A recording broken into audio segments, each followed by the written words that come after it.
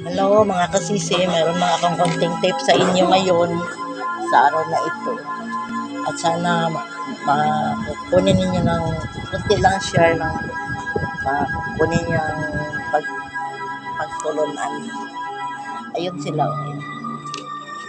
Sana meron kayong sa bahay, magawa kayo ng isang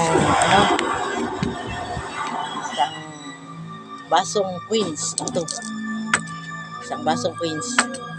At isang basong bigas at isang basong asin at isang basong tubig at isang basong sugar. Gawin natin ito sa taong ito, 2024. Baka mabigyan tayo ng kunti man lang kunti man lang na sa buhay.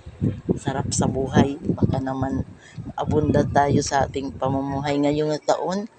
So maglagay tayo nito sa altar ninyo, ilagay ninyo.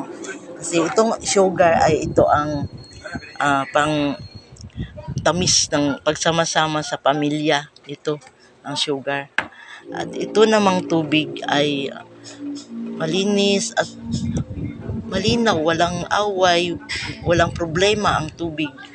At saka asin, pangpalasa sa ating pagkain. Siyempre, pangpalasa sa ating buhay, malasa, hindi okay lang. At ito namang bigas, para hindi tayo ubusan ng pagkain sa taong ito. Palagi tayong may makain. At ito namang coins ay magbigay ito ng kasaganahan. Ano ang bilihin natin, meron tayo nito, hindi tayo maubusan ng pera.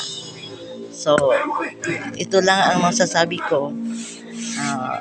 Maglagay kayo nito sa bahay ninyo.